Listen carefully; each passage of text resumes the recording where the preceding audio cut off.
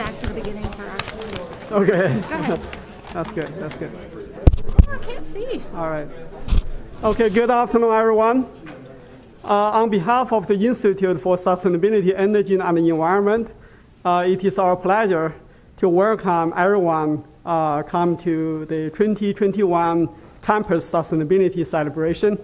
I'm Ximing Kai. I'm the Associate Director for Campus Sustainability at ISEE. And I am Morgan White. I'm the Associate Director for Sustainability at Facilities and Services. Thank you, Morgan. Each year during the Campus Sustainability Month, and especially during this celebration, we acknowledge all the great work that has been done to make our campus as a sustainability model. So during this celebration, we will hear from our administrators, students, faculty, and staff about some of the achievements over the past year. The progress we have made toward Illinois Climate Action Plan are impressive. So we will all hear. Meanwhile, we will also hear from the hard work still ahead and the new directions we will take in the days and years.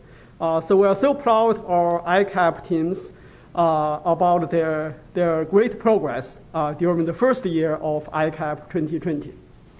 Morgan. This is truly a team effort, and we're here to celebrate all the great work that's been done to continue our campus's leadership in sustainability. Ximing and I co-chair the ICAP working group, which connects the ICAP team recommendations with campus departments. It's really wonderful to see so many departments represented here today, and we really thank you for coming. Thank you for those of you who are tuning in online, wherever you are in the ether, or in the future. We're glad you're watching. We're very excited to share some of the sustainability projects that campus has and programs, and highlight some of the upcoming initiatives and ICAP priorities. Next, to get us rolling, we'd like to introduce our wonderful ISEE Sustainability Programs Manager, Meredith Moore, who will read our land acknowledgement statement. Thank you.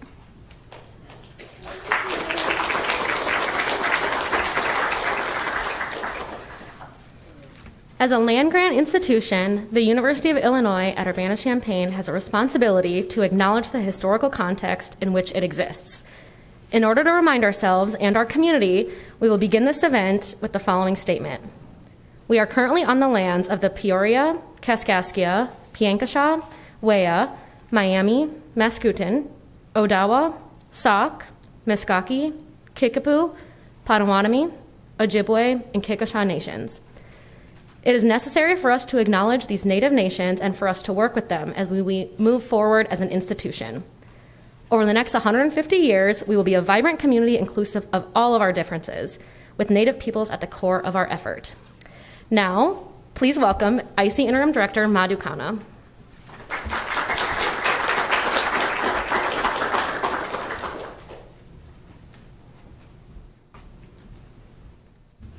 Thank you, Meredith. Good afternoon, everyone. I'm Madhu Khanna, the Interim Director for the Institute for Sustainability, Energy, and Environment. And it is my pleasure to welcome you today to the Campus Sustainability Day. As you all know, ISEE has got a threefold mission that includes research, education, and campus sustainability. And it is for that reason that we're all gathered here today. ISEE and FNS are proud to work collaboratively and creatively on campus sustainability initiatives throughout our campus. I want to take a moment to thank you all for participating today and for your passion in making campus sustainability such an important event on our campus. Thank you to the hundreds of people across our campus that work diligently to contribute their ideas and hard work, and especially to the ICAP team members. You spend a lot of time on our campus sustainability, and that is indeed very energizing for us. Our campus has seen many successes in the past few years on the sustainability front. We have gained accolades as the first B Campus USA in the Big Ten Conference. We are a perennial Tree Campus USA, a silver bike-friendly university, a recurring gold level star performer, and we are honored annually by Second Nature and the Sierra Club for leadership nationally. We have decreased our energy use intensity by more than 39% since 2008. That is indeed quite an achievement. and reduced our campus water consumption by 50%. Approximately $2.3 million have been generated from selling our carbon credits by reducing our greenhouse gas emissions on campus since 2012. And we are using this to fund campus sustainability efforts. This opportunity funds a lot of our campus sustainability initiatives, such as the new outdoor recycling bins that you might have noticed. In 2020, IC and FNS published the latest ICAP, or the ICAP 2020, and it is the campus strategic sustainability plan to achieve carbon neutrality as soon as possible and to build resilience in our community to climate change that is occurring. The ICAP goals are holistic, include a culture of sustainability, zero waste practices, and integrating a sustainability component in curriculum for all our students. The ICAP is a campus document that has been developed by students, faculty, and staff and represents hundreds of departments and stakeholders and community representatives. Some of the current ICAP priorities are shown over here. And these include a comprehensive energy planning document so we can transition campus to clean energies. Examples of doing that would be through an off-campus solar farm 3, continued investment in energy conservation, and other efforts. This would also help us move from a STARS Gold to a STARS Platinum status, which would be one that very few schools have achieved. So it would be a real honor for us. I'm very pleased to say that we have great participation at the ICAP and our campus sustainability mission, especially among the top leadership of our campus. Your hard work and advocacy has been instrumental to our success and will be vital in the future as we continue our progress. Our institutional commitment to sustainability permeates through our research and education mission. Our annual IC Congress, being held virtually this year, is focused on circular food systems. It emphasizes reducing waste through the food supply chain and among other things, through reducing the use of single-use products. Please check out the IC website for information about the upcoming webinars on this topic in the coming weeks. And with that, it is my pleasure to introduce Chancellor Jones and invite him to come and say a few words.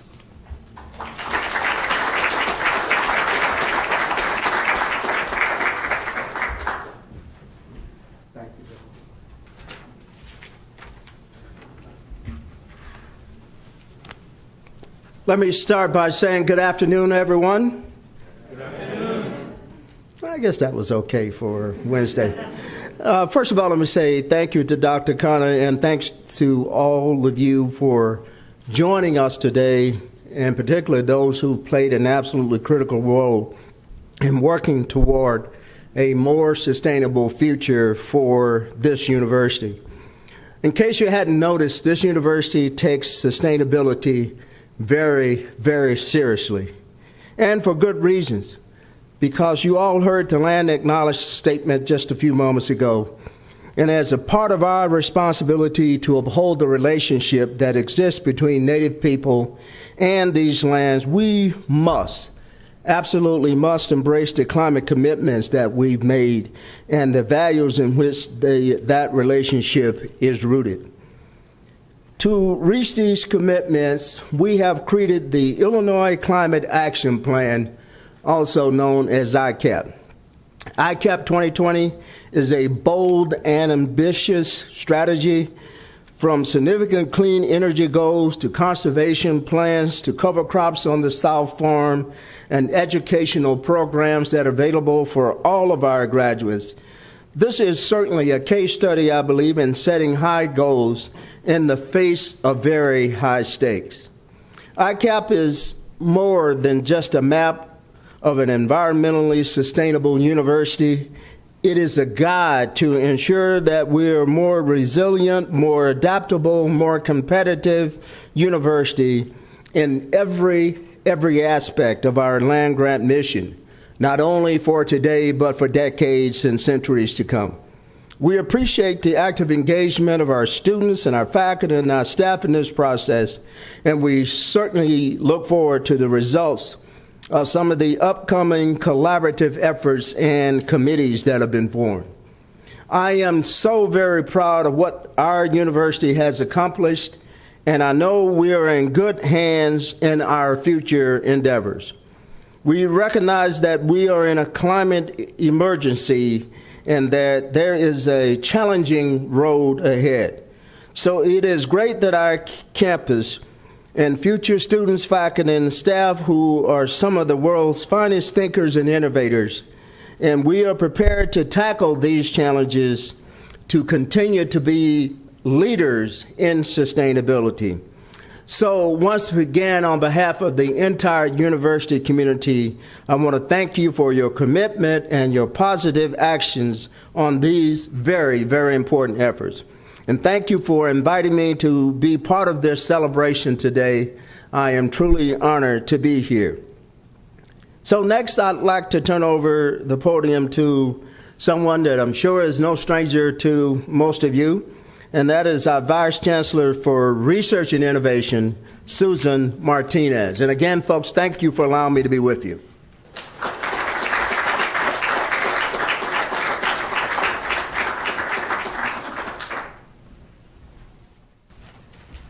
The advantage of the podium is you get to take off your mask so your glasses don't fog. So thank you. I'm really delighted to be here today to share in this celebration. As Chancellor Jones said, the University of Illinois has brilliant minds, whether the faculty, the staff, the students, we're all united in that. And it's really reflected in our research portfolio.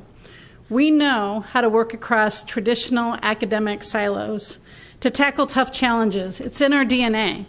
And achieving our carbon neutrality goals is certainly one of those things.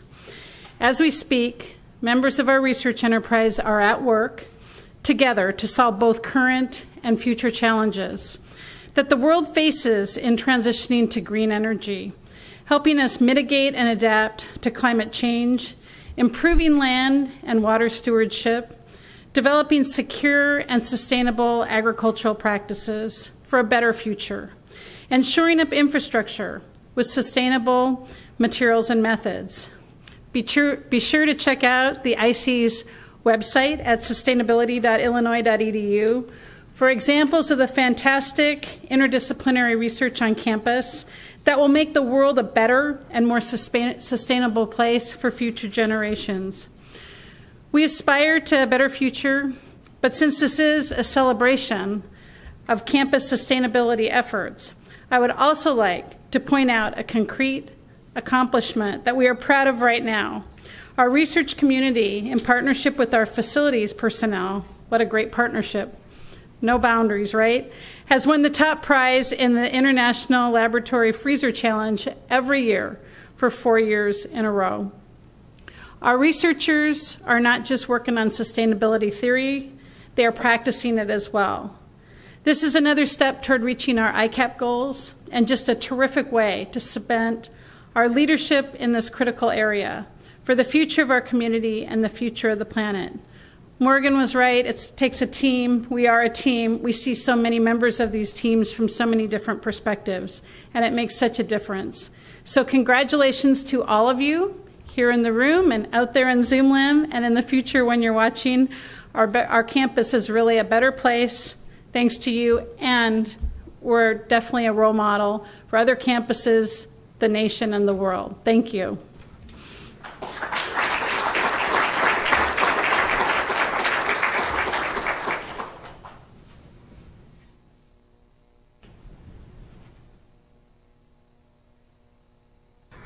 Take this off.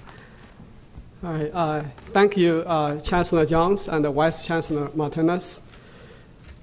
ICE is very pleased to announce that we recently released new sustainability training videos.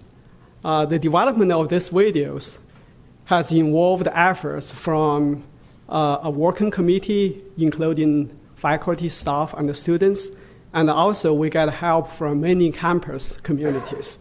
Thank you for your great work, and congratulations for the excellent training videos. So now we are going to show you a trailer of the video now.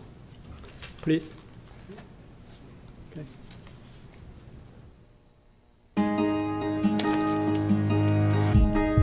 I'm Chancellor Robert Jones, and it is my great pleasure to introduce our sustainability training video for the University of Illinois Urbana-Champaign. Environmental consciousness, conservation, and sustainability are more important than ever. and we are taking great strides to make our community a model destination for living and for learning. In this video, you will get a glimpse of some of the initiatives that we're working on and learn ways that you can contribute to our effort to become a more environmentally responsible campus. Sustainability is meeting all quality of life needs while preserving our environment today, without compromising the ability of future generations to meet their own needs. The University of Illinois sustainability mission is to become carbon neutral and to build resilience to climate change in our communities. The Illinois Climate Action Plan, or ICAP, is a strategic plan to meet our climate commitments. It is updated every 5 years to match the current needs and goals of our institution. ICAP 2020 addresses fundamental themes like energy, transportation, land and water, zero waste, education, resilience, and engagement. It highlights the importance of environmental stewardship, and we encourage the entire campus community to become engaged with the plan and our sustainability commitments. Through some simple behavior changes, we can do even more. Can you imagine if everyone on campus lived sustainably and helped others to do the same? Let's do this together and show what it takes to be a sustainable Illini.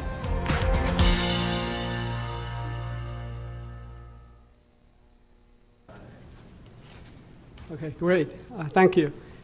So at the ISA website, you can find 3 videos, one for faculty, one for staff, and one for students.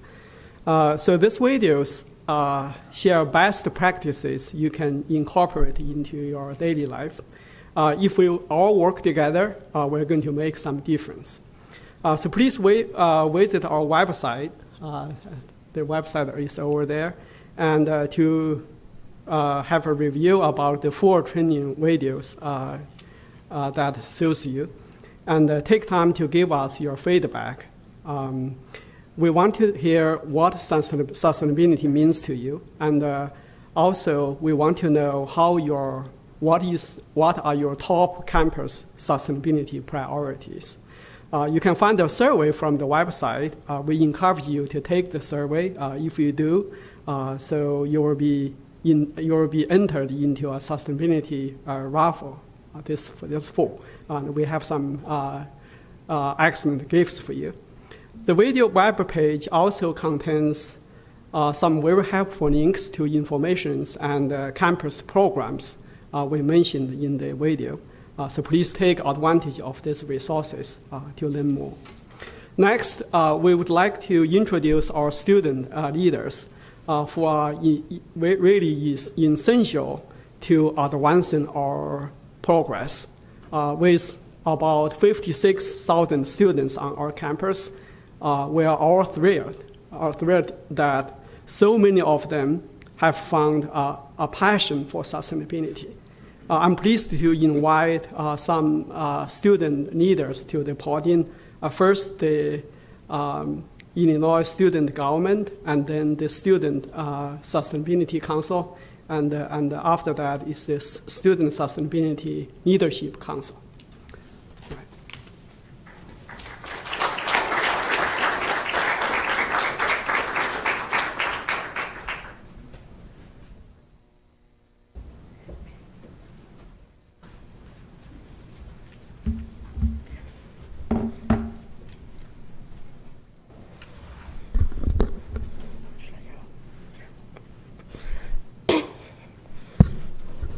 Hello, everyone.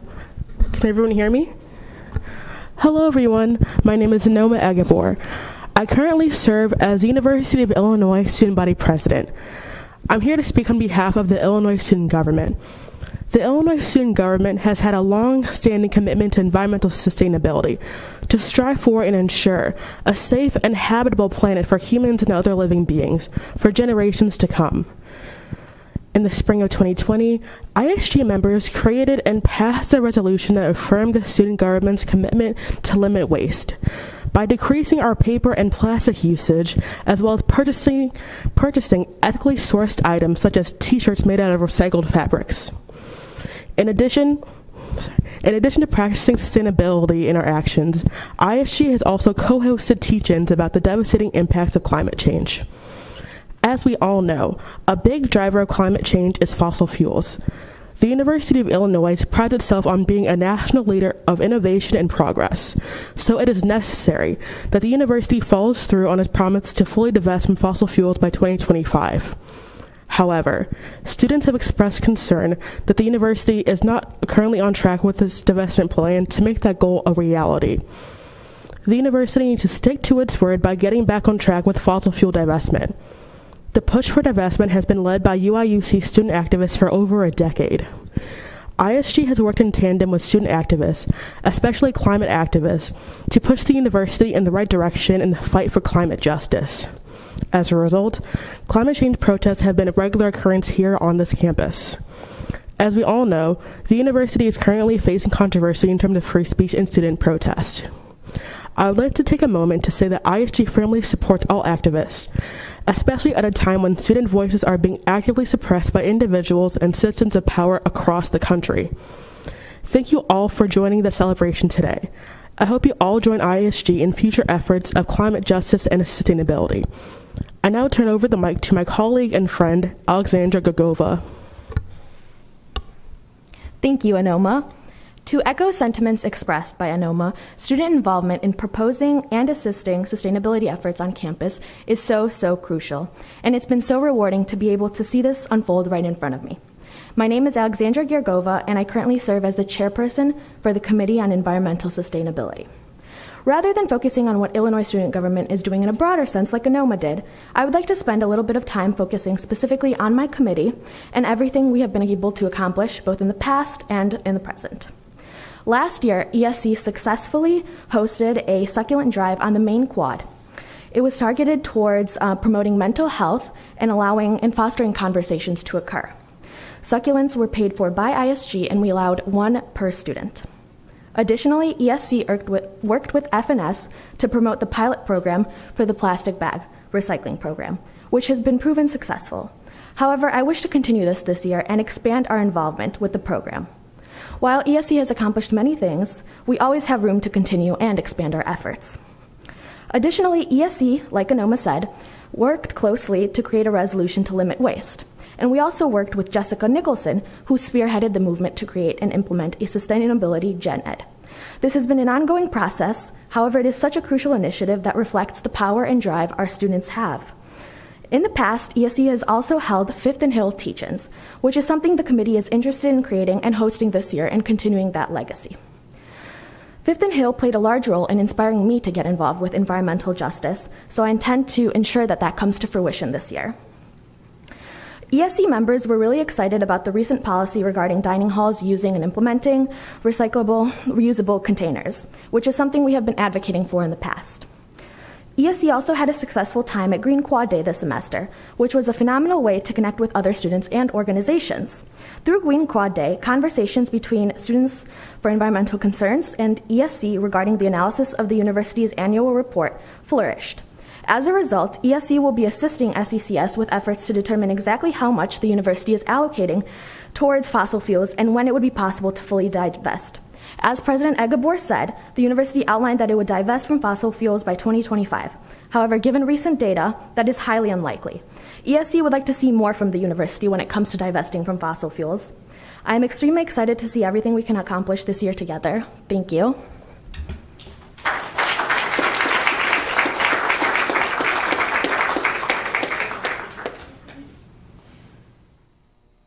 All right. Hey, everybody. I hope all of you can hear me okay. My name is Jack Reichertz, and I'm speaking here on behalf of the Student Sustainability Committee.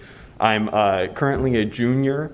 I'm pursuing a dual degree in civil and environmental engineering and natural resources and environmental sciences.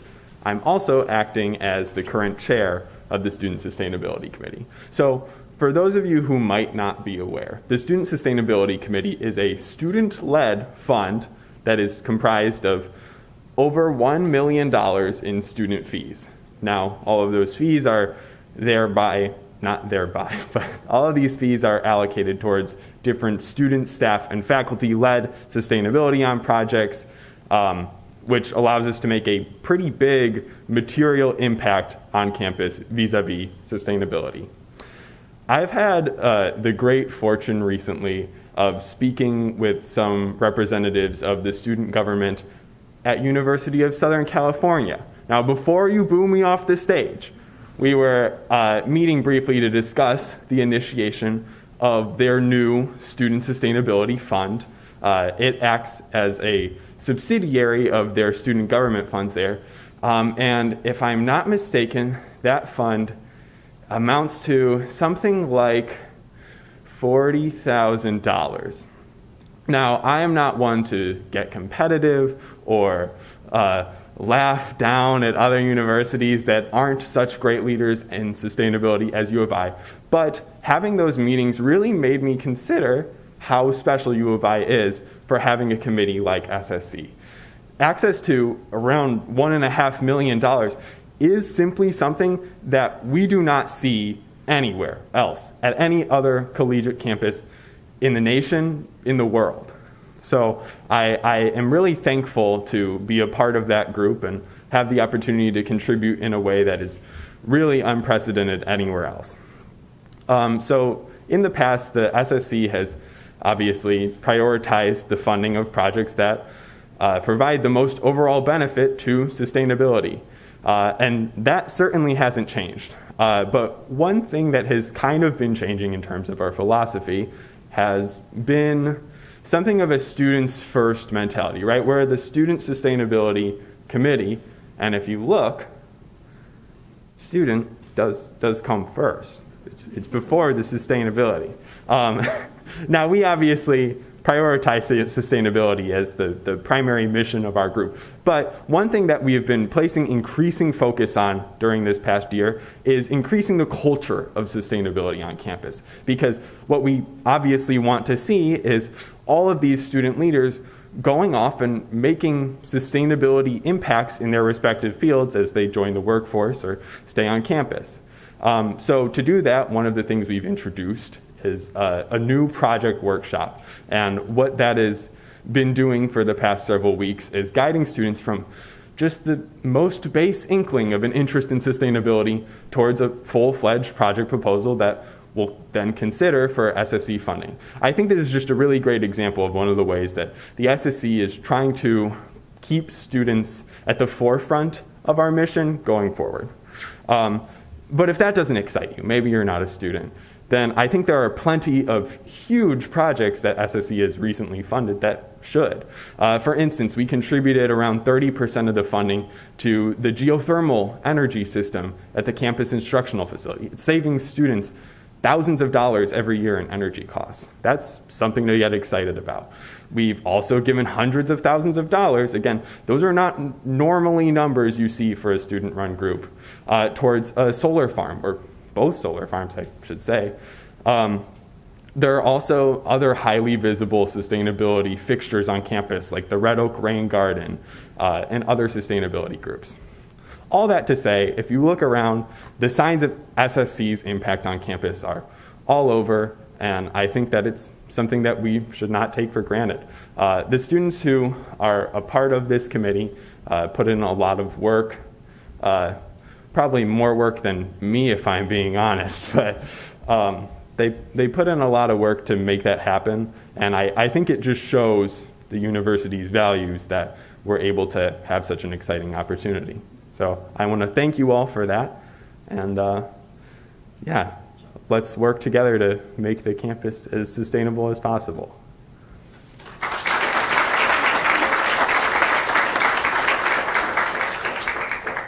Hi, everyone. I'm Maria. You probably recognize me from the training video.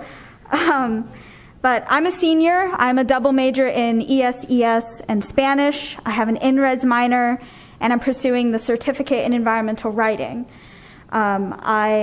With Jack, I'm the vice chair of the SSC. I've also been on the communications team of IC for almost 2 years now.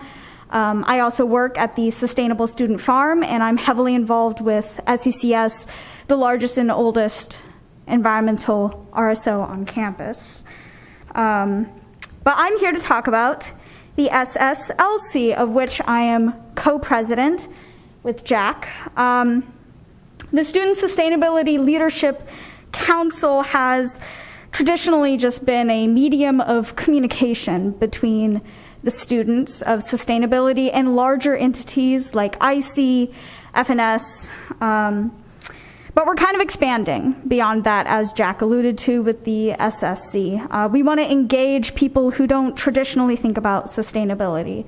As a result of this new objective, we've organized the first ever Student Sustainability Summit this month, including Green Quad Day, Tuesday talks at Bevier Cafe. This coming Tuesday, we have a research symposium. So we're really trying to make big stuff happen, engaging new people, engaging the Urbana-Champaign community, and not only the campus. And I also wanted to take this moment, where I have all of your attention, to talk about a very important issue, which is divestment. This is a goal stated in the ICAP 2020, although students and the community have been fighting for it for 2 decades. And we're not going to let this commitment fall to the wayside, as the data seems to be suggesting. So this is just a friendly reminder that we are demanding accountability for not only divestment, but all 56 objectives in the ICAP 2020. So, sorry, I got kind of serious. It's a serious issue. We're in a climate emergency, as Chancellor Jones said. So, as the representative of students and the entire community on behalf of sustainability, let's just keep doing it and doing it well. We have no choice but to be leaders. So, moving forward, we have our sustainability research symposium on Tuesday at the new CIF building from 5 to 8. Come on out. Cookies from Bevier. And we're going to be doing it all again in April for Earth Month. So, all right. Thank you.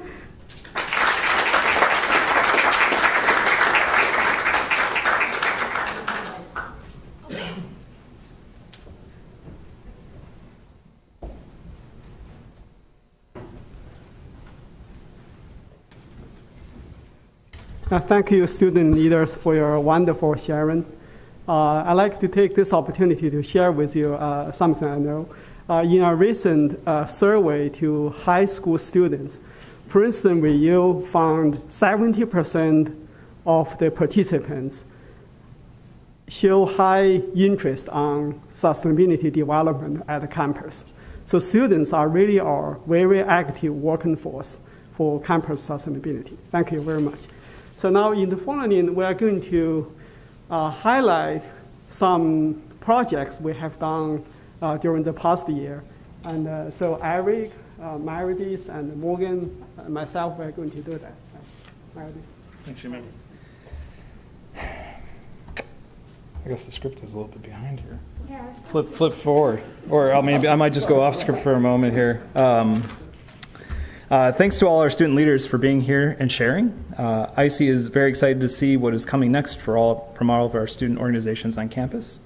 I'm Eric Green, IC's academic instructor and advisor. I've seen firsthand the passion for sustainability our students have. We at IC are excited to continue engaging students, and we have some great opportunities to help them expand their learning and leadership skills. The Sustainability, Energy, and Environment Fellows Program is a campus-wide honors minor to provide students the opportunity to learn the basis for understanding global and local climate issues. The Certificate for Environmental Writing is a 3-course program that teaches students how to communicate about environmental challenges.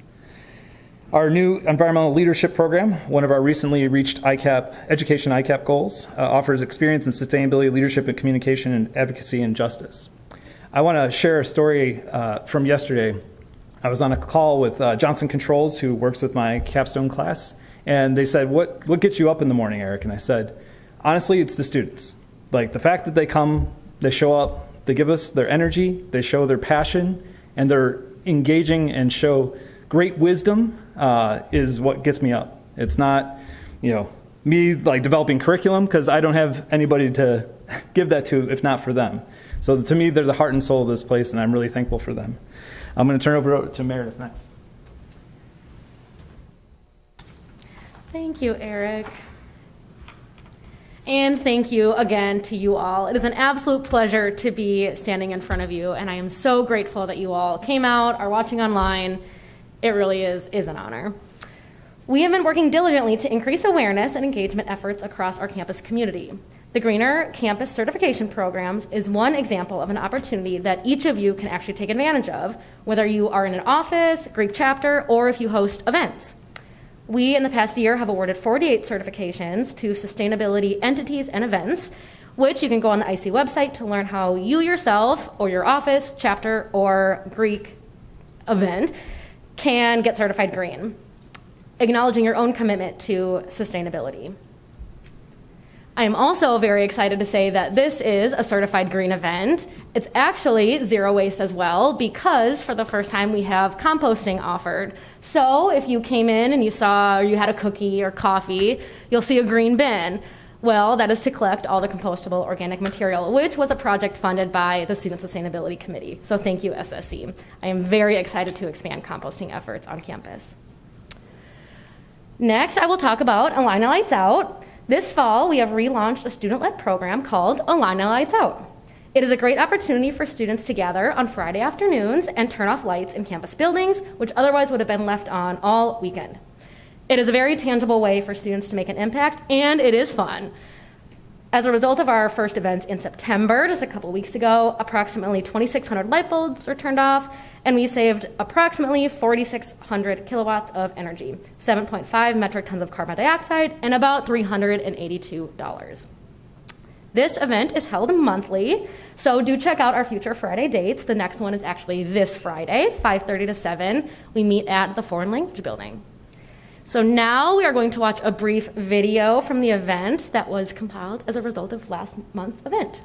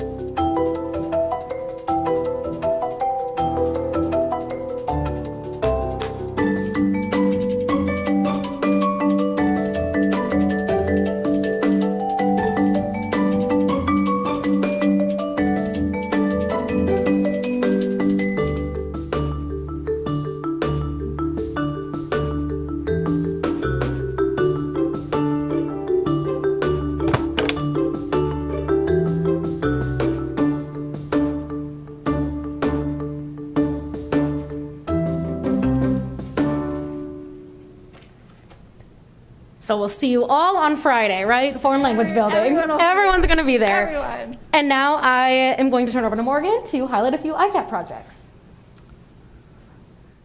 Okay, so the biggest ICAP project in the last 12 months is the completion of Solar Farm 2. We have a lot of folks from Utilities and Energy Services up here who helped make that happen. Let's give a little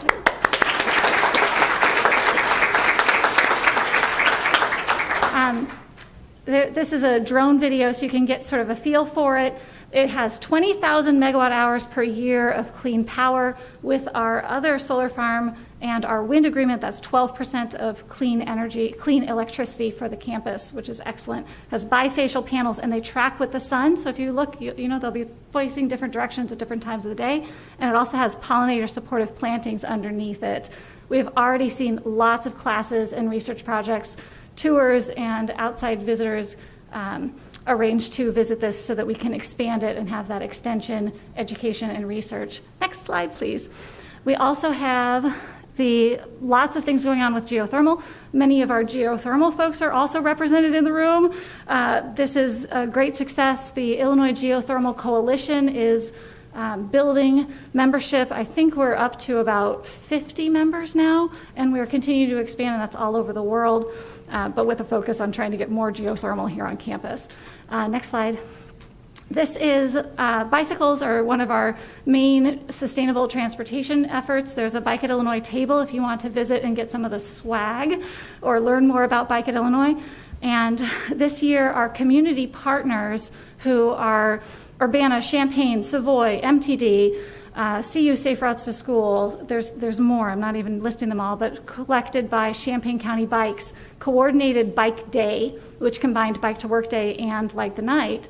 And this is a lovely video that we'll hit start in just a second, but it is the first year, this year we surpassed all previous 12 years of Bike to Work Day in registration, and we want to continue to see that just grow. So I really like this video. It was encouraging people to attend Bike Day, so you guys can watch it, encouraging yourselves to attend next year's Bike Day. Go ahead and hit play.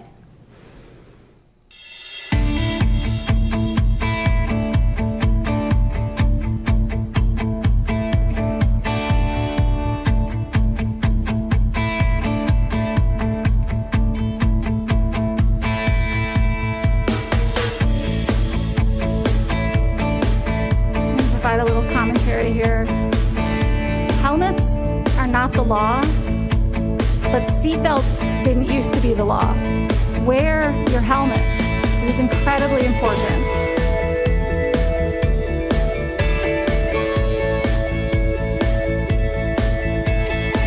Okay, we're going to cut that off in the interest of time. So let's go ahead and go to the next slide. Thank you. You heard mentioned the Red Oak Rain Garden. The SSC has supported this. If you have not visited it yet, please get over there. It is between Allen Hall and McKinley, and it is just beautiful. I will point out this orange and blue, these orange and blue flowers there, they happen during graduation weekend. It is something that's very difficult for our campus to get orange and blue flowers that are perennials and natives, and it worked. They happened in May that weekend. So we're going to hopefully be able to incorporate that in other places around the campus. Next slide. We also have done a lot with bringing in new recycling bins and the compost tumbler and things like the plastic bag recycling and single-use mask recycling. There's one in this building. And we are working on getting lots of people to sign the Use the Bin pledge. That pledge, if you guys haven't signed it, please do. We'll have the QR scanner at the FNS table during the poster session. Next slide. Go ahead and click that. Wow, the ICAP portal is so cool. It's so useful and informative. Wow, the ICAP portal is so cool. It's so useful and informative.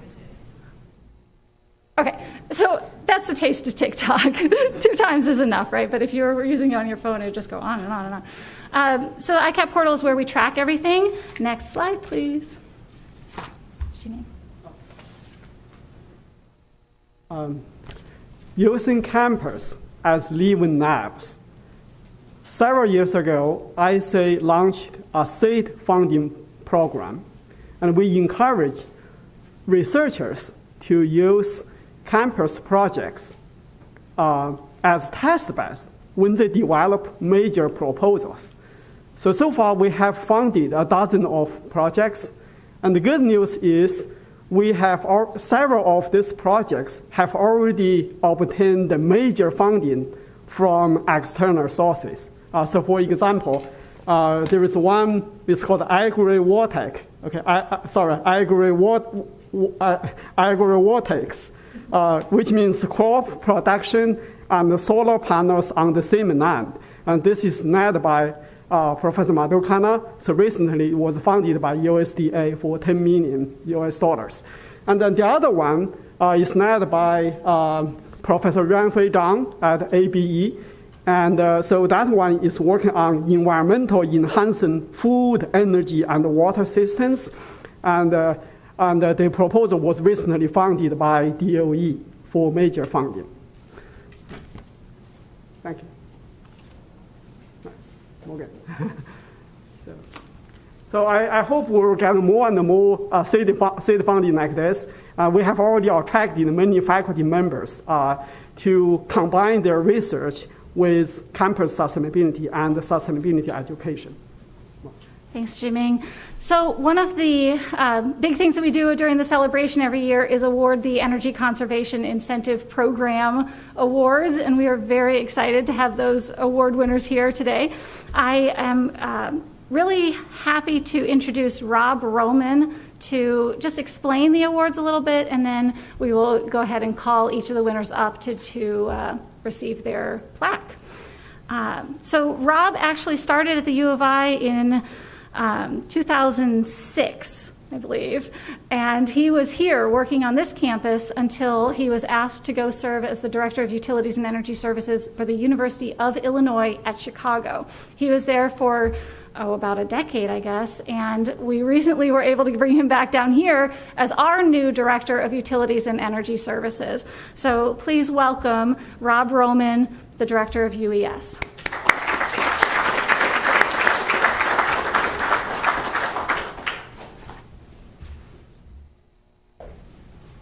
Thanks, Morgan.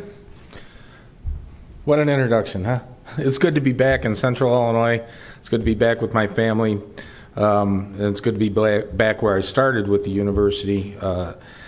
And I'm always so impressed with the professionalism and the attitudes of the people that I get to meet. FNS and UES has got some great people working, and I feel honored to be a part of this group. Now, not being exposed to students a lot in my line of work, today I'm really impressed with the ingenuity and the courage of the students that have come up here to talk. That's fantastic. They talk to us about leadership, and I see leadership in them. They're not being paid to do this. This is their passion. So I applaud you and encourage you to continue on that path of what you know is right as you continue into your careers. You know, I'm honored to be able to walk in the footsteps of my predecessor, Kent Riefstick. Kent put together a really good program, and I can't fill his shoes. I wouldn't pretend that I can, but I can follow in his footsteps and hopefully blaze some other trails that are still left to be blazed. And I look forward to being able to do that. Part of that, and that's why we're here today, is to honor campus community members who have been instrumental in achieving energy savings through collaborative methods. Now, our goal in utilities and energy services is to provide you, the customers, with safe, high quality, reliable, and low cost energy services. And also to be continuously diligent to find ways that we can reduce energy consumption and lower the cost for you. Now, we've done that in several ways. Morgan's shown you some of them. You know, we're about 50,000 megawatts a year of clean power production now. We need more, but we're on a track to achieve that. And we'll continue with our efforts. I promise you students that. We have not forgotten those commitments. We support the students, the faculty, and the research staff with development of industry-leading technologies. I say that, and some of these technologies that we're working on and supporting the research community with include micronuclear, carbon capture, and energy storage. Energy performance contracting is another way that we're supporting our goals here. We're now in our 5th project, and we're focusing on a future College of ACES ESCO project that will be huge as well. Our recommissioning teams and our retro-commissioning teams, collectively, with your involvement and our collaboration together, have saved, I pause for dramatic effect, a whopping $100 million in energy cost savings. $100 million. That's for you. That's because of you. So, all of our efforts have happened because we work together, and that's what we talk about. That's what we try to get to. We're showing that here in our Energy Conservation Awards. Again, I'm honored to be here to honor you, our energy saving community, And I look forward to working with all of you in the future so we can find better ways to do this and find carbon neutrality along the way as well. And now, I really am honored to introduce to you two people that are very key in this process, because these two gentlemen not only come to work every day and do the job that the university needs them to, they talk the talk and they walk the walk of energy conservation improvement. And I want them to give you the awards because they deserve it. I'd like to introduce you to Associate Director Carl Helming and our Energy Specialist Paul Foote. Carl, Paul.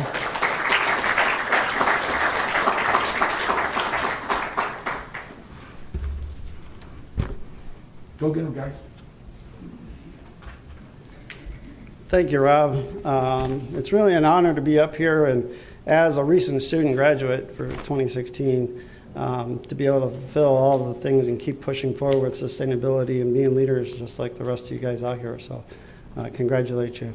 In case you're wondering what these awards are about, I just wanted to take a minute.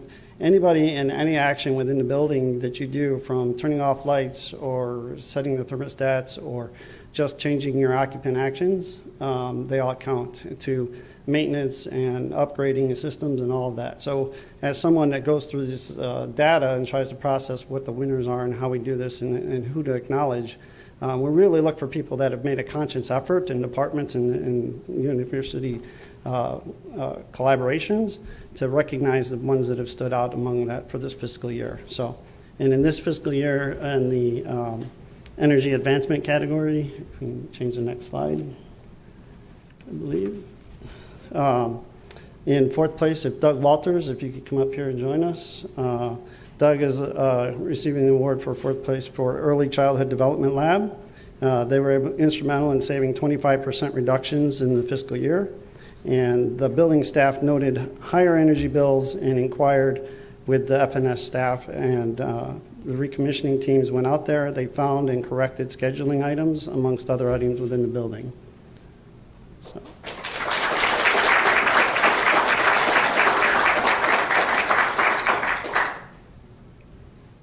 Congratulations.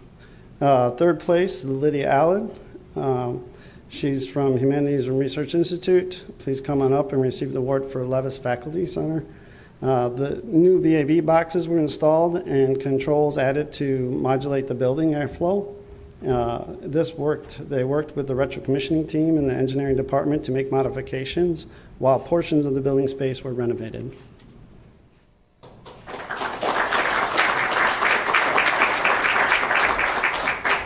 Congratulations. Second place, Jeff Stein and Sherry Effort Fanta. If you can come on up here. Forbes Natural History Building is a result of a recent ESCO project renovations, and major mechanical and temperature control upgrades were made during this time. And they were instrumental in saving 37% for the fiscal year.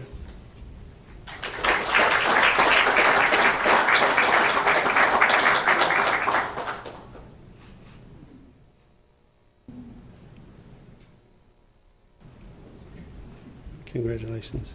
Thank you.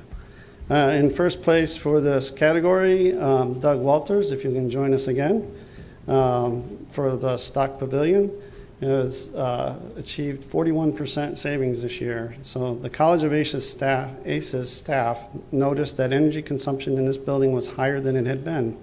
And in conjunction with the users in FNS, they identified and corrected faulty equipment.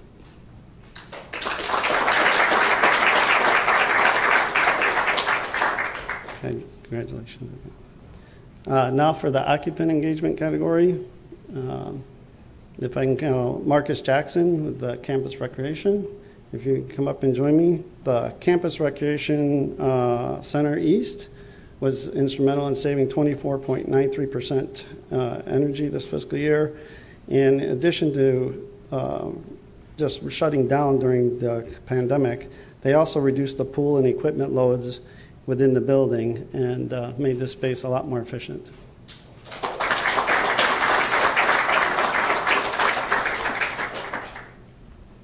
Congratulations. Don't go too far.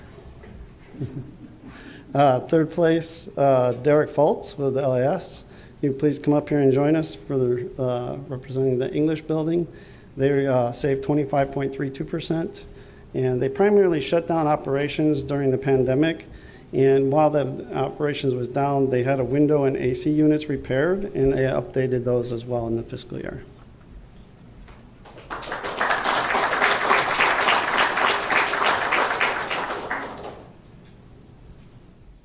And congratulations. And second place, if we can welcome Marcus Jackson back up here. Housing wasn't able to make it here, and Marcus decided to step in for them and accept their award for the student dining and residential programs. The SDRP was saving 45% this year, and it's one of the housing's first retro-commissioning projects, and it was the second year they were recognized for their extra energy savings and operations and commission.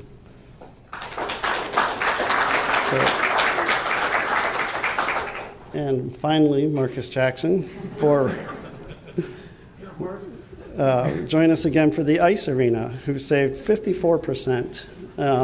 They not only shut down operations during the pandemic, but they melted the ice floor during the significant energy consumption and helped save a lot of energy there. Congratulations again. Thank you. And then we had some honorable mentions. Like I said, people make a conscious effort to have an impact in this area. So if Brett Stillwell, if he could join us from DIA, Department of Athletics. The State Farm Center and BFL Athletic Administration buildings were from your department. They both saved 16% by increasing energy efficiency through retro-commissioning projects. So.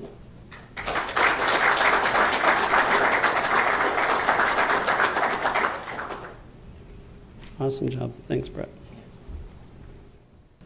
That's all I have. Thank you.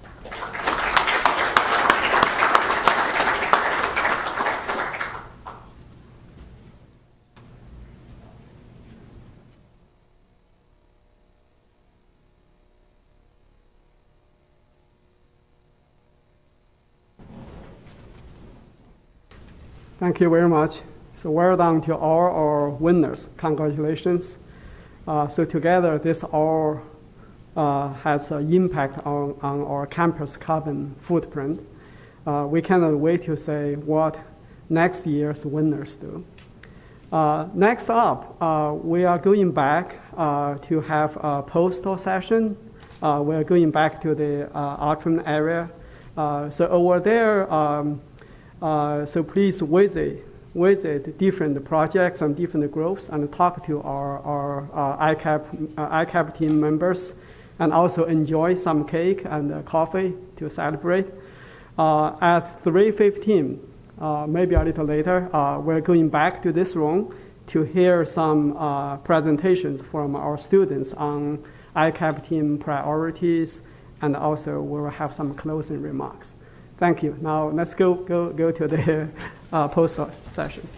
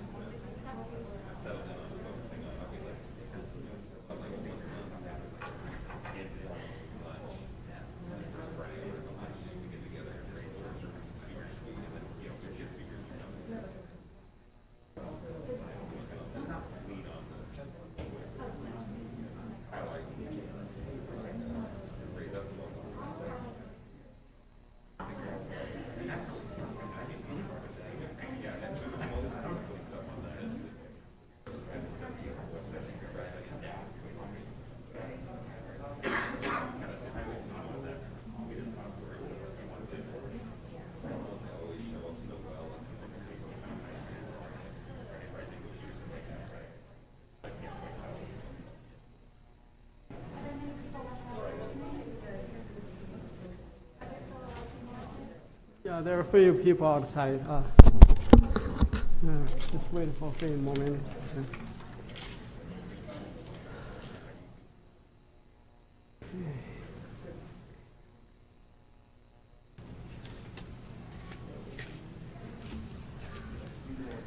All right, welcome back. So as you have seen and heard, there is a lot to celebrate. But more importantly, there is a lot of work to do after this celebration.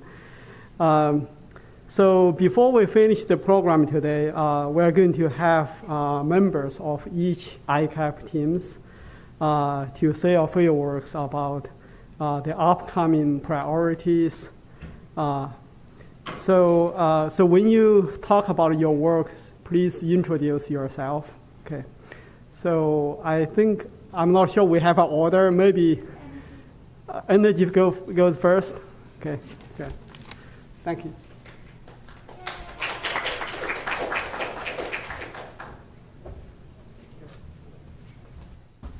Hey y'all, I'm Shannon Anderson. I'm a first-year graduate student in NRES. And I'm Matthew Gold, a senior studying ESCS and minor in business. So we just wanted to tell you about a few of the things we're looking forward to doing as part of the Energy team. The first is to fund the efforts in support of the Comprehensive Energy Plan. So the Comprehensive Energy Plan is something that we're working on getting done here in the next few years as quickly as we can so that we have something really solid moving forward to work with. We're also hoping to fund a space use campus watchdog responsible for enforcing the zero growth. And we will be doing that in coordination with a few other groups on campus. Additionally, we will be working towards increasing compliance with state building energy codes and reducing energy usage in buildings on campus, and to make sure all the costs for implementing the ICAP are thoroughly understood and engaged with students and faculty staff members on campus. Let's see if anyone has a quick question. Yeah, any questions? Do you know what is the current level of compliance with state building energy codes, or how non-compliant are we? Mediocre at best. I can answer that. About a year and a half, I'm Bill Rose, I'm co-chair of the energy team. I just arrived, sorry. But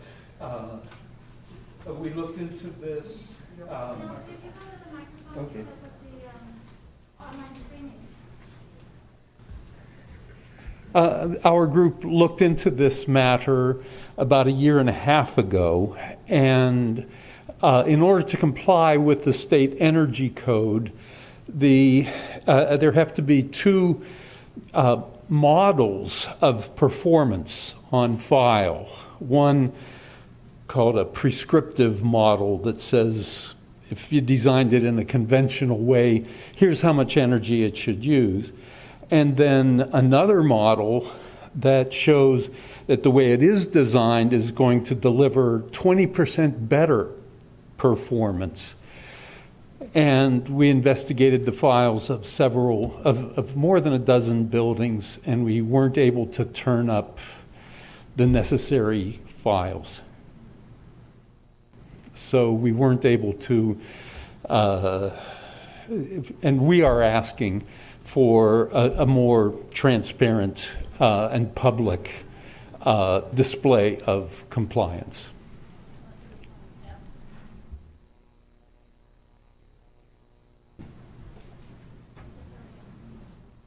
Quick question. I was just curious, for the first bullet point, could you mention how the comprehensive energy plan, what that involves, or? I can't. Okay. We're very familiar with the 2015 Utilities Production and Distribution Master Plan, which was very comprehensive, and it showed that it acknowledged the importance of the ICAP goal of zero greenhouse gas, and it showed that the goal will not be met. There was a more recent energy master plan developed by Facilities and Services that did not address a pathway to meeting the zero greenhouse gas. And so the comprehensive energy plan that we have recommended is asked to be sort of at the same level of engineering competence as the 2015 Utilities Production and Distribution Master Plan, but is to address scenarios in which the ICAP goal will be met. And this one is going to the Sustainability Council. It's a recommendation from the Energy ICAP team to the Sustainability Council that will be meeting about it in December. There's a sub-council meeting earlier, and Rob Roman will be there. He's very much in agreement that we need this because it is to look at how do we get off of fossil fuels? How do we get to that net zero emissions without just buying offsets? But we are talking about $1 million just to do the plan. And then it will tell us that we need about $500 million because that's what we saw in the other plan, and maybe more. But we need to know that so we can make good decisions about what to do next. Thank you so much. Let's go to the next slide.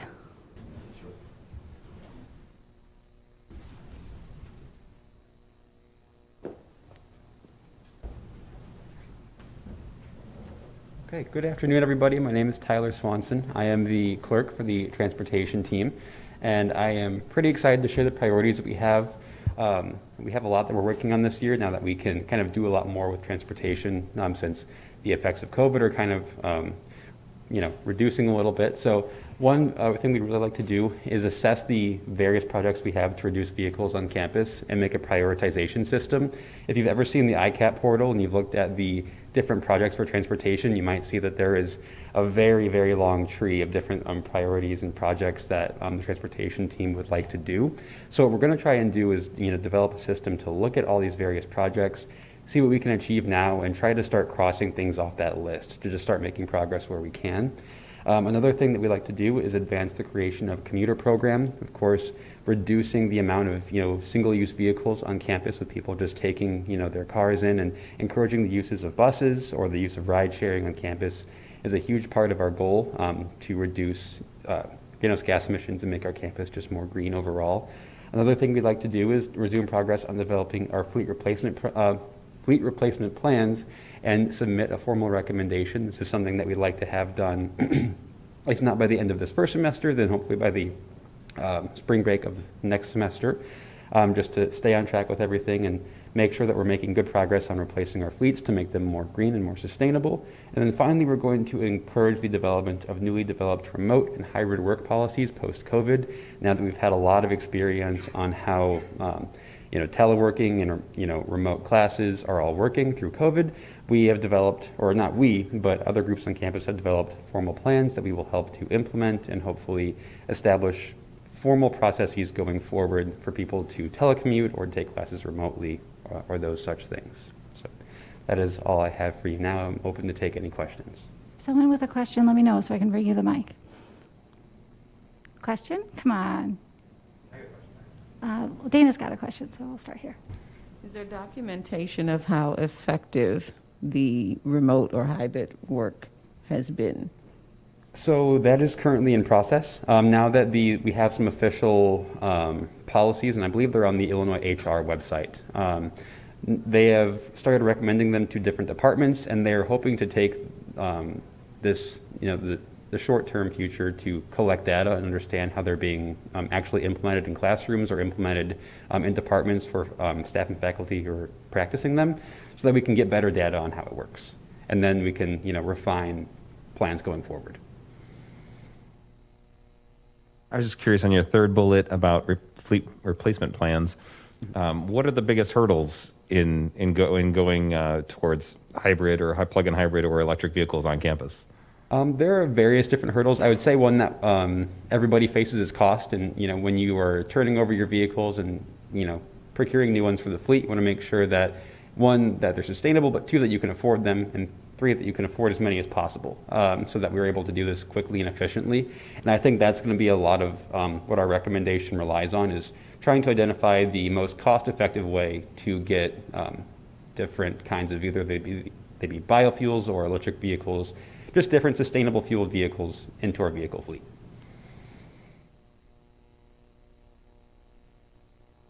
Okay, thank you very much. And next slide then.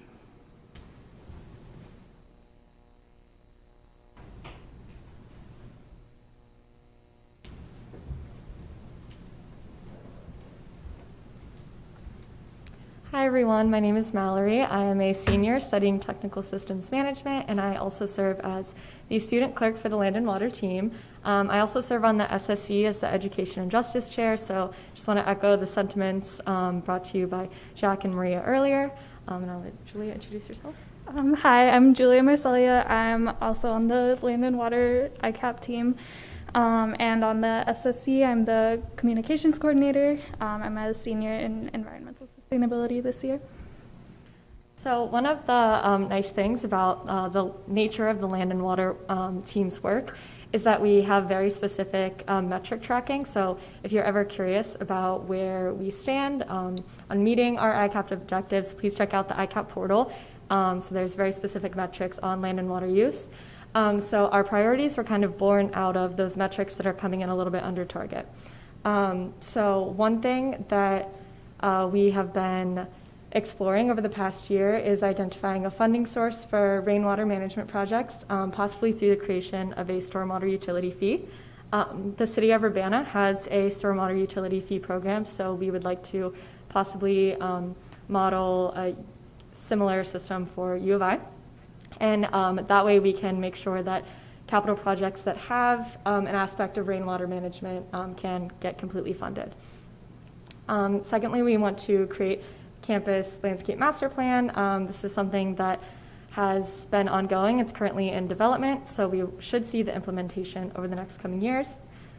Do you want to talk about increasing green infrastructure? Yeah, our next priority is increasing green infrastructure and the number of trees on campus.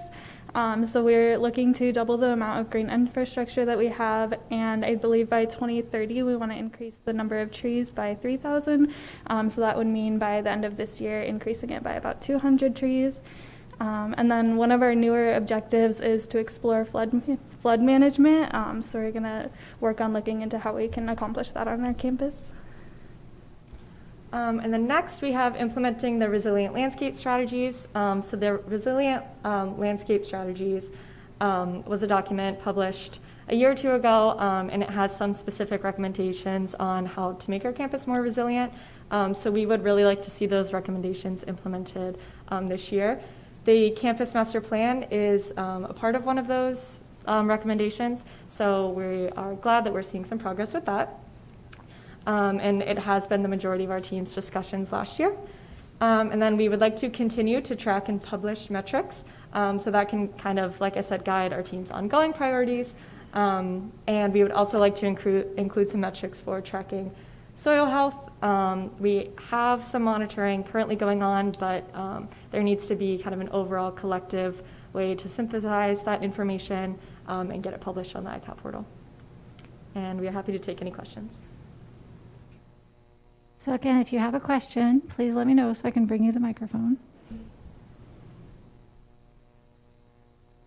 So I think that the first one there, I think that's an interesting idea. And I wonder whether, does campus have to pay a stormwater utility fee? I mean, they're part of Champaign-Urbana, right? So do they have to pay a fee to the city and already or not? And then, is your thought about how you would make this fee kind of applicable to particular buildings, or so I think it's an interesting idea worth thinking about. Yeah, I see Morgan nodding her head, so I'm going to assume that means yes, we do pay the utility fee to Urbana, but it would essentially, establishing this fee, like I said, would make the stormwater aspect of different capital projects able to be completely funded. Sometimes when there is a stormwater management aspect, that specific aspect doesn't get funded. It just gets left off of the project and kind of cut from the budget as a way to cut costs. But if we have a consistent funding source, then we can make sure that that is included in all of those projects.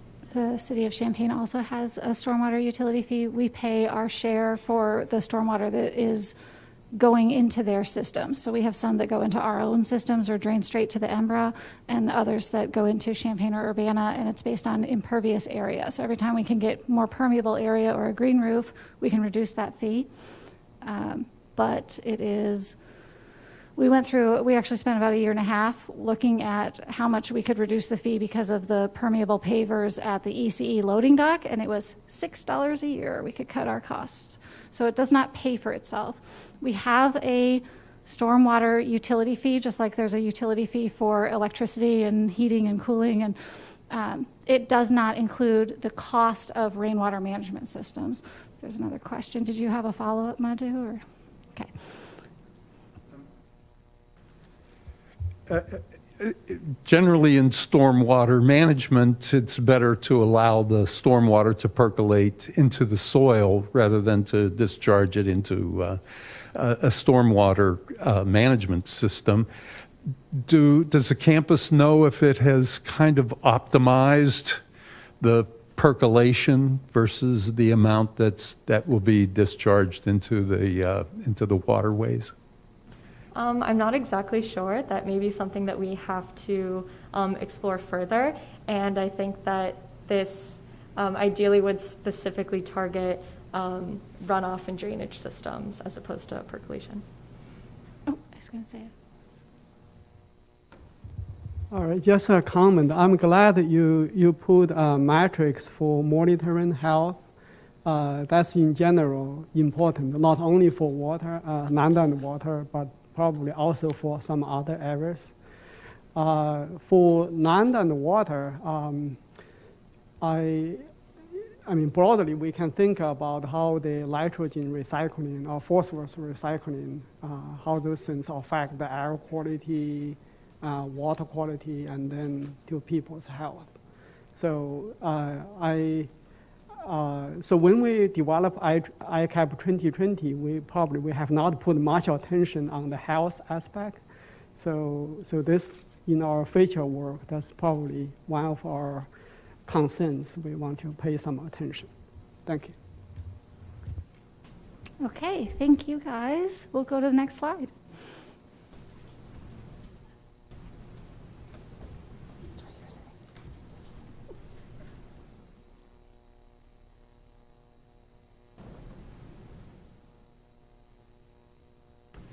Hello, my name is Jenna Schaefer. I am a sophomore in environmental economics and policy. Obviously, I'm on the Zero Waste team. I'm also the IC Illini Lights Out intern. And so some of our priorities for this year are to hire a Zero Waste coordinator because as you can see, there's a lot of things we want to do. And having someone who can oversee this would help us to be able to get more done. Also, recommendation to Chancellor's Office to host zero waste events, just like this one, because at events with lots of people, there's a potential for a lot of waste, but then we also, as you saw today, there's a potential to mitigate a lot of that waste through sustainable practices. We also would like to reduce bottled water usage through possibly an informational campaign, because bottled water is the most purchased item from vending machines on campus, and which seems like it could be surprising since you could just get it out of the faucet or out of a water fountain for free. So yeah, that's another thing we'd like to work on. We'd also like to categorize the waste from the litter that you probably see whenever you're walking on Green Street or around Boneyard Creek. There's a lot of it, and so then we can see where it's coming from and how it can be mitigated from the source, or if there needs to be like more trash cans nearby, or like what is the best way to deal with all of the litter. We'd also like to audit the waste from campus events, because as I'm sure you've been to those too, those also produce a lot of waste, and then by auditing that, we can see where it's coming from and the best ways to reduce that and come up with more sustainable alternatives. We'd also like to create clearer metrics to assess the green cleaning program, and so like make sure that it's like LEED certified, and just make sure everything's transparent through FNS, and the metrics, the clearer metrics will make it easier to see what's working, what isn't. And that kind of goes along with the last one, create a portal to track food wastage. So by having clear data, then it's easier to see like what's working, what isn't, and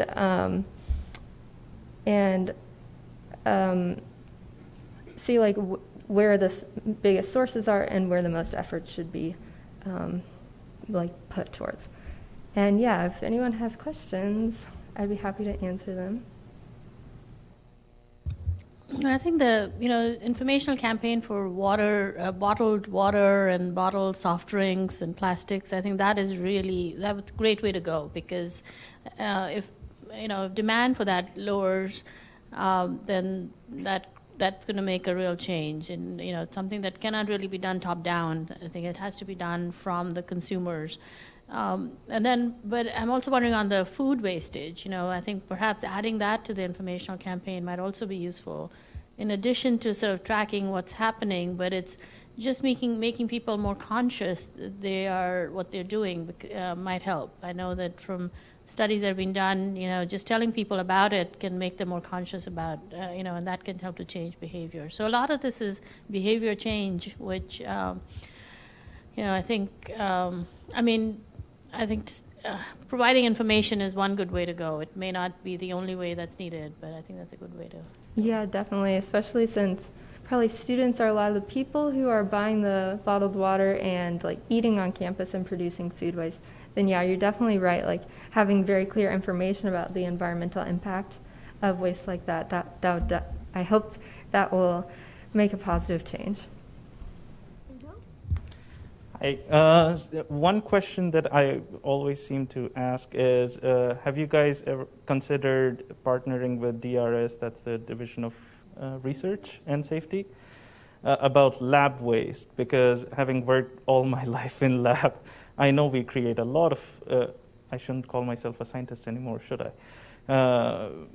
We create a lot of waste whenever we are working in lab. Have you considered partnering with that and educating or trying to find ideas how we can reduce lab waste? That is not on the 2020 ICAP, but maybe that has been discussed in the past. That's something I'm not, I think we've got a response from the audience. Yes, I'm Alexa. I'm the student clerk for this team. From my understanding, last year there was discussion on recycling gloves from labs, but there was a concern with contamination and how this could be an efficient program. So I don't think there's anything set in stone for this semester for programs related to that, but definitely something the team has talked about. So Jessica Brinkworth is one of the professors who's really into green labs, and she started a compost program for her lab. It's not what she studies, but she had all of her research, all the people who work in her lab collect their food waste, and they put it into a garden that the Student Sustainability Committee supported, and it's called the Carbon Garden. It's at Davenport on the Matthew Street side. That particular lab, she also just submitted a proposal to the Student Sustainability Committee that would reduce lab waste in her space. It needs to go through the process to be fully vetted. We're not really clear yet what the equipment requirements look like on the facility standard side, but we're hopeful that it gets implemented and supported and funded and then implemented and supported. And so that's that's all I had about that one. So from working around with the Freezer Challenge and interacting with a lot of the labs, and Julie Gwynn from Animal Sciences actually has her own glove recycling. The department pays for it. They ship it out and goes to TerraCycle. And then there's also some other people I've helped with on campus try to do pipette tip recycling, and they haven't solved that yet, but they're looking at doing that as well. Okay, that's awesome. I'm sorry?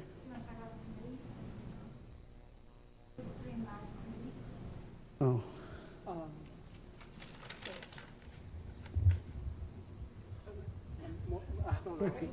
You Meredith can talk about that. Sorry, I didn't mean to put him on the spot. We also have a recommendation to form a Green Labs committee to look at how can we safely implement sustainability into the research space on campus. So that's something that has to be done very cautiously because safety is the top priority.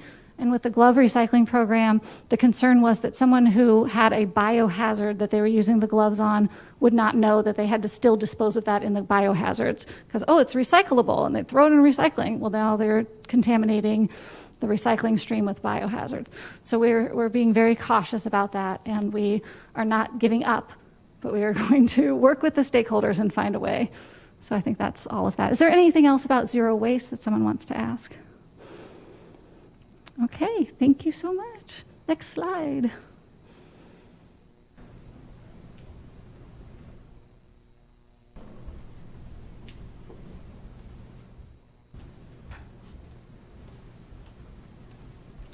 Hi everyone, back again. My name is Mallory Still, and I also serve as the student clerk for the education team. Hi everybody, I'm Gina. I'm a senior in NRES. So I'm very thankful that even throughout the course of the pandemic, we have still been able to make a lot of progress on our education goals because the nature of this work is that we can do it remotely. So one of the biggest things that we've been making progress on is the Sustainability General Education Requirement Proposal. And shout out to Jessica Nicholson, who has spearheaded this. So she is also a member of the team this year, so we would love to support the ongoing advancement of this proposal and see this come to fruition. So this is just one way that we want to make sustainability education a core part of every single student's experience here at Illinois. And that brings me to the next priority, which is to explore more of the methods to increase sustainability education for students here. So that will include sustainability workshops, similar to the ACIT, PhiCare, and iConnect workshops that would be mandatory for first-year students. We would also like to see sustainability units in 100-level college classes, so Engineering 100, ACES 100. Hopefully they could kind of bridge that gap between all the different disciplines on campus and sustainability. And then also have sustainability in new student orientation programs. So this way students not only are having sustainability a part of their education here, but as they go out into the workforce or whatever they do after their time here, because as the Chancellor said, we are in a climate emergency, so it's very likely that every single student here is going to run into sustainability issues throughout their career, so we want them to be prepared.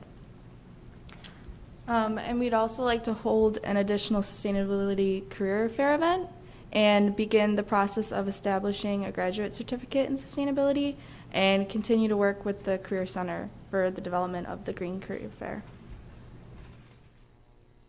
And we can take any more questions. Questions? When you say additional sustainability career fair, we don't currently have one, right? Yeah. Last year, Yeah, we hosted one sustainability career fair event last year. It was in the spring, and it was more of a sustainability career panel. So businesses and representatives came in just to a select group of students to talk about their opportunities related to sustainability, but we want to expand that into the actual career fairs on campus, like Engineering Career Fair, LAS Career Fair. So we're hoping to do one more types of those events this year in order to meet that objective. Yeah, I think it's a great idea to do, but part of the thing is just sort of, encourage.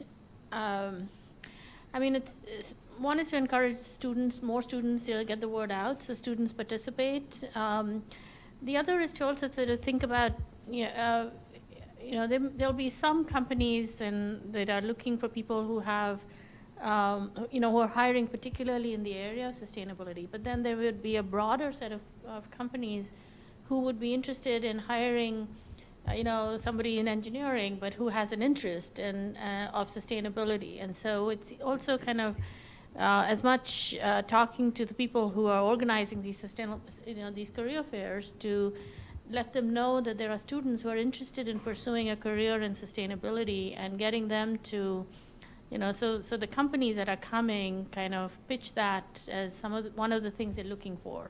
It's kind of sustainability rolled into other careers is another way to think about how we can find opportunities for people who want to do that, but that may not be the first career, the first job that they start. Mm-hmm. And that's definitely a good point. And so that is one of the things that we're working on with kind of creating a definition of what is a sustainable company or a sustainable opening. So we really want to expand it much far past like companies or positions that would classically be considered sustainable, and exactly like you're saying, have that intersection so that all students are aware of all the many opportunities. Any other questions about education at this point? Okay, thank you. Let's go to the next slide.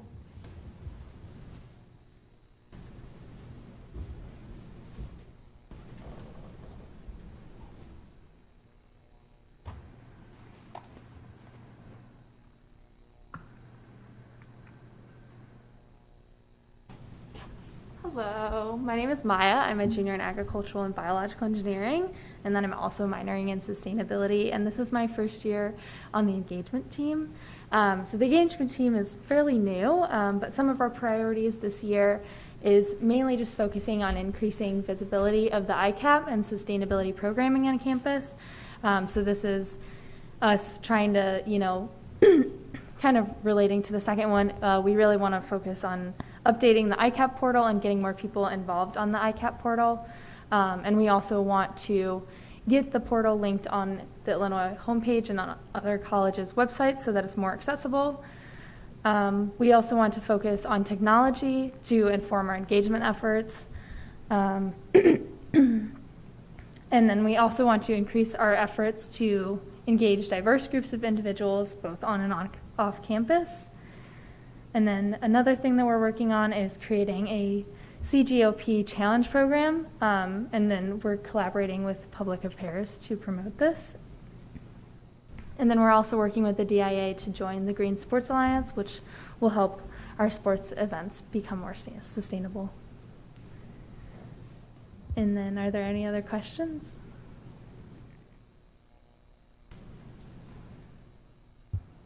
I really like the idea of joining the Green Sports Alliance. Can you talk a bit more about, what exactly that entails from the university's end and what kind of practices those are?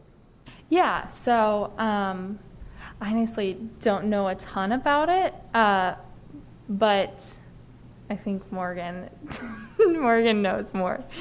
I'm trying to be not the only one who knows stuff. So I'm not. It's wonderful. You guys know so much. The Green Sports Alliance it's a program for athletic institutions, and a lot of our peers. I'm not saying in the Big Ten, but a lot of other places that are into sustainability are doing Green Sports Alliance, are part of that. I think it's something like $200 a year to be a member. Maybe $500, but I think it's $200. And when you get in that, you're basically receiving you start getting the newsletters, you get the marketing, you hear what other schools are doing in their athletics programs, you get into the natural competition, right? Like, oh, they just did a solar farm on their stadium yard. I don't know what they did. But, they added geothermal to their stadium. Why can't we do that? That kind of thing. It's also really about student engagement. And athletics has such a wide audience, and they do not have a strong connection with the ICAP yet. So we're really hoping through the engagement team in this conversation to build those bridges. We were really happy to have DIA get the honorable mention in the ESIP Awards today, because that's sort of some beginnings of, they now have heard all about the ICAP, their facilities director did, but there's so many more people involved there. Facilities and Services actually joined the Green Sports Alliance this year as kind of a one-off with the Green Infrastructure Conference, which is happening at the exact same time as this event right now. But they are, so we have an ability to get the information that you would get by having a membership. So I'd be happy to get you that access and you can look through it. And we also saw something recently, I don't know actually, Madhu, if you know about it, there was a message that College of ACES, I believe, was working and sponsoring a zero waste event with DIA.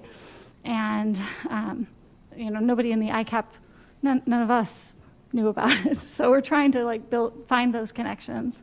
And there's faculty in the RST, Recreation, Sports, and Tourism, who were the ones who originally were advocating for joining the Green Sports Alliance. So I think they know a lot about it, and we need to get their voice into this discussion. I don't remember their name. I haven't met them recently. I haven't met them recently. Other questions? Okay, let's go on. Next slide. I think resilience is next. Yes. Last but not least.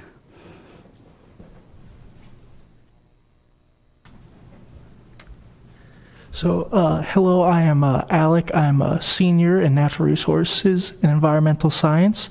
I'm also president of Students for Environmental Concerns, so I was really liking the divestment shout-outs in the earlier speeches.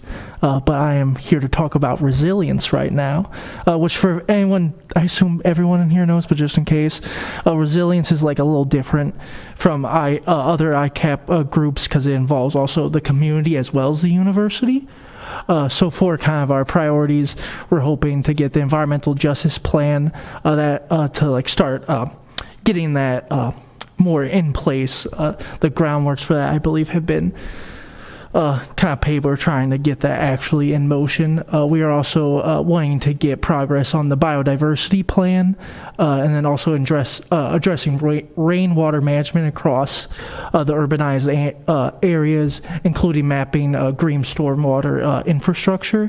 And we're also want to clarify the needs and scopes for developing a local carbon offset program. That was something that was in the 2015 ICAP. I forget if it was 2016 or not. 2015 or 2010, maybe both. And there were some problems with the working out like who actually on the university needs to get this in place for it to actually work. So we're trying to clarify that so that can actually get up and running. Questions for resilience? Yes, Andy.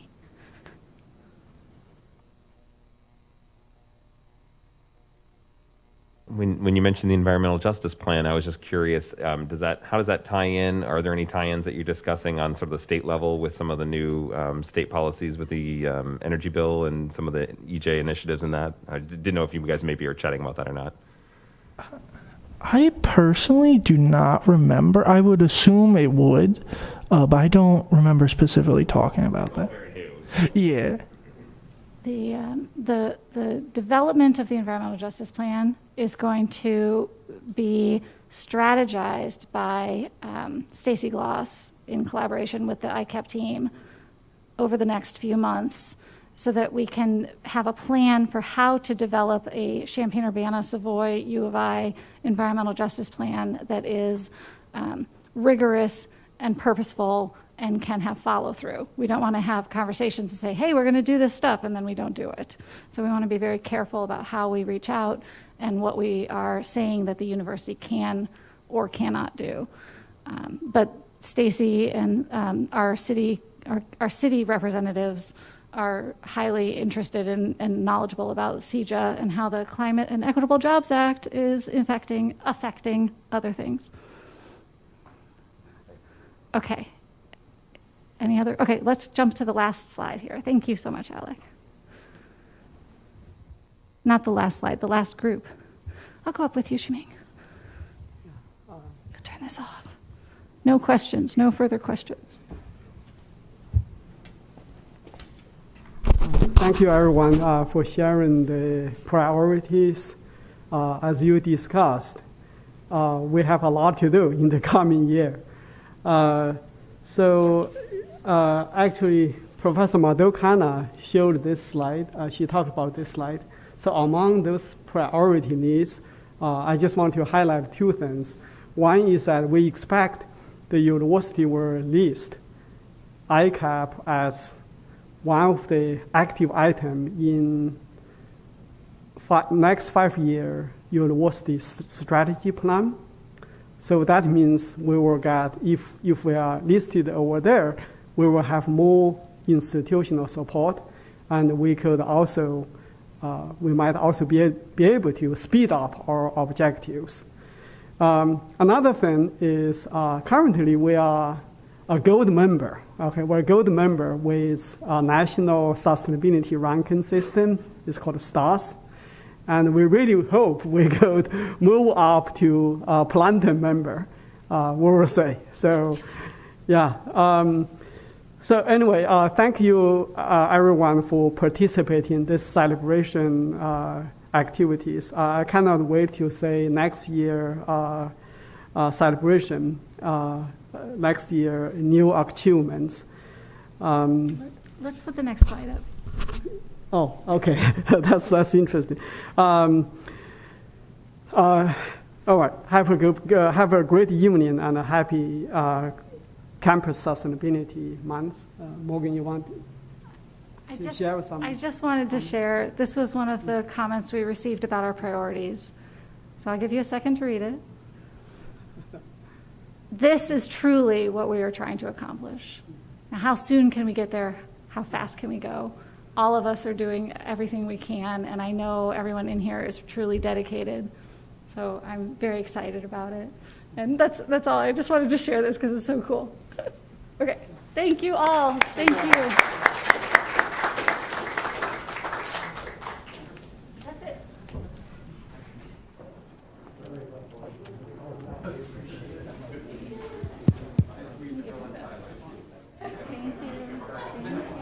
Yeah.